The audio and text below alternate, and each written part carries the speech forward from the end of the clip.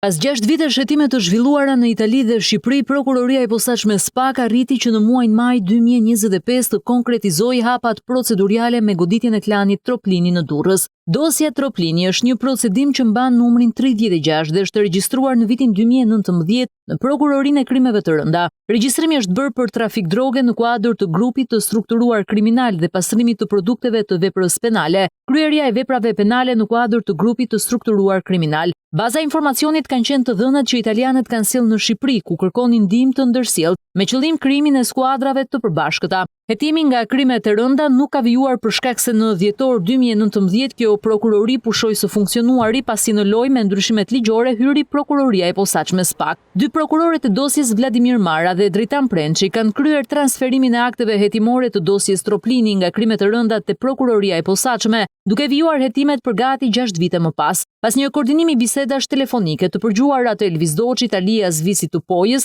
dhe antarëve të tjerë të grupit, si dhe analizimit të kodeve të platformës elektronike Sky, SPAK vendosi të lëshojë 29 urdhër arreste. Në 19 mars 2025, dy prokurorët e SPAK kanë zbritur në gjykat kërkesën për caktimin e masave të sigurisë ndaj 29 personave që ishin të klanit Troplini në Shqipëri, ndërsa në Itali nga prokuroria e Barit në 21 shkurt 2025 ishin lëshuar 28 urdhër arreste. Në Shqipëri kërkesa për caktimin e masës së sigurisë është marrë në shqyrtim nga gjyqtarja paraprake Irena Gjoka, e cila për gati një muaj e gjysmë ka shqyrtuar dosjen e prokurorisë dhe në datë 30 prill 2025 ka pranuar kërkesën e dy prokurorëve duke firmosur 29 urdhër arreste të kërkuara prej tyre. Në pranë nga ran avokati Armand Targaj, Altin Morina që ndodhej në Burg, Akil Ndërnjaku që ndodhej në Burg, ish policia Orgest Molla, Gëzim Thartori, Ligor Çombashi, Erviz Deti dhe dy persona të tjerë.